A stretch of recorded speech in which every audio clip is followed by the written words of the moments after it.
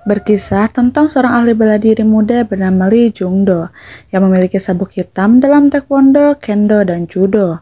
Jung-do menjalani kehidupannya rutin. Setiap hari ia mendedikasikan beberapa jam untuk mengasah keterampilan bela dirinya. Setelah itu, ia berkumpul dengan teman-temannya dan membantu ayahnya mengantar makanan dari restorannya. Suatu hari, saat pulang kerja, ia melihat seorang polisi yang sangat membutuhkan bantuan. Jungdo turun tangan dan membantu menyelamatkan nyawa petugas Minjo.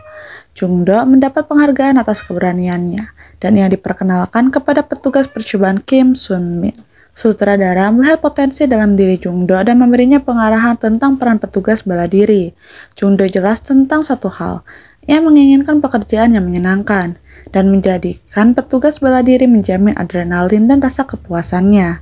Jungdo setuju untuk mengambil pekerjaan itu, dan ternyata dia memang berbakat.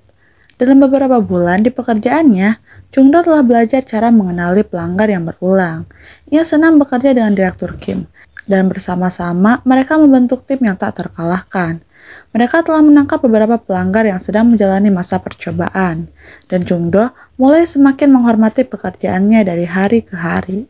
Ia memutuskan untuk terus bekerja sebagai perwira bela diri, dan ketika Direktur Kim menawarkan kesempatan untuk bergabung dengan satuan tugas khusus yang dipimpinnya, Jungdo dengan senang hati menyetujuinya. Satuan tugas khusus dibentuk untuk mengawasi pemerkosa berantai Kang King Jung. Setelah menghabiskan 20 tahun di penjara, ia dibebaskan dengan masa percobaan. Ia diberi gelang kaki elektronik yang dapat digunakan untuk melacak setiap gerakannya. Pembebasannya memicu kemarahan publik, dengan banyak orang mengungkapkan ketakutan mereka bahwa pelaku akan menyerang lagi. Begitu Ki Jung dibebaskan, ia didekati untuk membuat video eksplisit dengan anak di bawah umur. Sementara orang di balik ide pembuatan video untuk web gelap, Min Wook berjanji untuk menangani setiap aspek lainnya. Ki Jung dibayar untuk tampil di depan kamera. Pemerkosa berantai itu menerima uang dan menyetujui persyaratannya. Jungdo dapat merasakan bahwa Ki Jung akan menyerang lagi, jadi ia memutuskan untuk mengawasinya terus-menerus. Mereka tidak dapat menangkapnya karena ia belum melanggar hukum, tetapi ia sudah merencanakan untuk kembali ke kebiasaan lamanya. Seorang gadis kecil diculik untuk video tersebut, dan apartemen tempat penembakan akan terjadi sudah disiapkan. Sementara Jungdo mengawasi Ki Jung, petugas Minjo menyadari bahwa monitor pergelangan kaki Lee Yang Ho kehabisan daya dan ia tidak lagi menerima panggilan. Minjo memberitahu Direktur Kim bahwa pelaku pelecehan seksual itu tidak berada di rumahnya, melainkan di Dong Rindong. Direktur Kim dan Minjo memutuskan untuk melacak Yang Ho, tanpa menyadari bahwa pelaku telah memasang jebakan untuk mereka. Petugas Minjo dan Direktur Kim memasuki ruang rahasia dengan mengikuti monitor pergelangan kaki Yang Ho. Yang Ho dan anggota gengnya siap menyerang mereka. Segera menjadi jelas bahwa Yang Ho dibayar untuk mengalihkan perhatian dan membunuh petugas, sementara geng lain berurusan dengan Jungdo. Yang Ho ingin membalas dendam pada Direktur Kim karena dia dan Jungdo telah campur tangan dan menghentikan dari pemerkosa korban lainnya. Yang Ho menyerang Direktur Kim dengan tongkat bisbol logam dan dia akhirnya jatuh ke lantai. Sementara itu, Minju berusaha sekuat tenaga untuk melawan geng tersebut, tetapi dia sendiri tidak dapat menghentikan mereka. Dia dipukuli hingga babak belur dan mereka menggunakan tasernya untuk menjatuhkannya. Jung Ha mengikuti Ki Jung ke garasi dan dia segera menyadari bahwa itu adalah jebakan. Anak buah Ki Jung menyerangnya tetapi tidak semudah itu untuk mengalahkannya. Dia adalah seorang petarung terlatih dan dia menggunakan semua tekniknya untuk melawan orang-orang itu dan menemukan jalan keluar dari tempat itu. Jelas bahwa serangan itu merupakan pengalihan perhatian dari kejahatan yang keji yang akan dilakukan Ki Jung.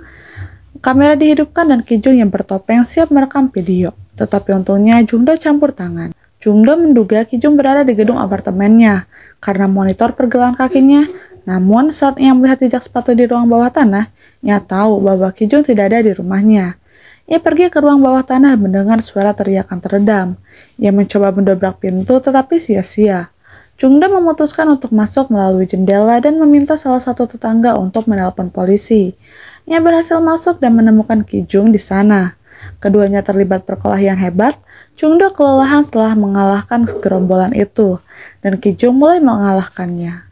Namun, perwira pemegang sabuk hitam itu tidak mudah dikalahkan, dan ia melawan sampai akhir. Tepat saat polisi hendak memasuki tempat kejadian, Ki Jung menikam Jungdo. Ia tahu semuanya sudah berakhir dan satu-satunya pilihan yang tersisa baginya adalah melarikan diri untuk menyelamatkan diri. Ia berhasil melarikan diri bahkan setelah polisi tiba. Jungdo diselamatkan dan dibawa ke rumah sakit. Begitu ia sadar kembali, ia bertanya tentang gadis kecil itu. Dia diberitahu bahwa wanita itu telah diselamatkan dan aman bersama orang tuanya. Jungdo mengetahui bahwa Kijong masih dalam pelarian, dan polisi berusaha keras untuk melacaknya. Dia diberitahu bahwa Direktur Kim mengalami cedera di lehernya dan akan menjalani operasi. Tetapi untungnya sarafnya tidak rusak dan karena itu tidak ada risiko kelumpuhan. Jungdo terpukul ketika mengetahui bahwa petugas Choi Minju telah dinyatakan mati otak dan akhirnya dia mengalami serangan jantung. Setelah pulih dari cederanya, Ibu Minju, gadis kecil yang diselamatkannya, berterima kasih kepadanya karena telah menyelamatkan nyawa putrinya.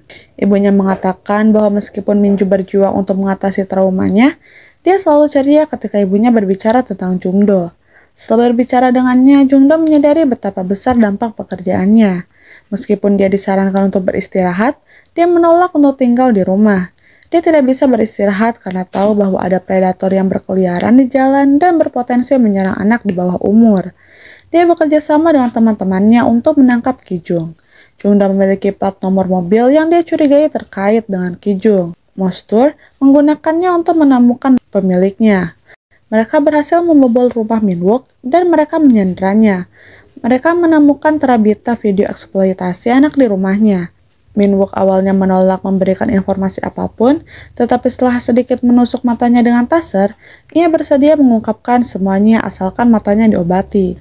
Ia memberitahu Jungdo dan teman-temannya bahwa ia telah memberikan kartu debit kepada Kijung, dan karena itu telah menggunakannya. Minwook menerima pesan teks berisi rincian tentang lokasi penggunaan kartu tersebut. Jungdo dan teman-temannya mematakan area tempat Kijung terakhir kali ditemukan. Setelah sampai di lokasi tersebut, teman Jungdo melihat kontainer berisi makanan Cina di depan Daewon Inn, dan ia menduga bahwa Kijung bersembunyi di sana. Jungdo menemukan predator itu bersembunyi di penginapan. Ia meminta teman-temannya untuk menjauh dan satu-satunya kontak yang mereka miliki adalah Jungdo adalah melalui pesawat Nirawalk milik Mostur. Menghadapi beberapa gangster bukanlah masalah besar bagi Jungdo. Kebetulan, ada pot gochujang yang disimpan di luar, dan Jungdo memanfaatkannya dengan baik, membuat para gangster menangis kesakitan. Sementara Jungdo sibuk melawan para gangster, Kijung berusaha melarikan diri tetapi pesawat Nirawak itu berhasil menangkapnya. Lalu Jungdo berhadapan dengan Kijung, dan keduanya sekali lagi berkelahi. Namun kali ini, Jungdo tak terkalahkan. Ia sangat marah dan tak ada yang bisa menghentikannya. Begitu Kijung mengalahkannya, Mostur menggunakan pesawat Nirawak untuk menyelamatkan temannya. Ia menyerang Kijung tepat di matanya dan pesawat Nirawak itu, dan itu membantu Jungdo mengendalikan situasi. Dan dengan tendangan yang dahsyat, Jungdo berhasil menghancurkan Kijung dan akhirnya menangkapnya. Jungdo dianugerahi penghargaan oleh Presiden Republik Korea, dengan seluruh negeri berterima kasih atas jasanya. Jungdo tersenyum lebar dan melihat Minju membawa karangan bunga. Ia merasa emosional saat Minju menyatakan bahwa ia adalah pahlawannya. Setelah kejadian itu, kehidupan Jungdo berubah drastis. Ia mencintai pekerjaannya karena tidak ada kebahagiaan yang lebih besar baginya selain melayani rakyat jelata. Jungdo dan Direktur Kim terus menangkap para pelaku, dan tidak akan terkejut jika pasangan ini kembali dengan sequelnya.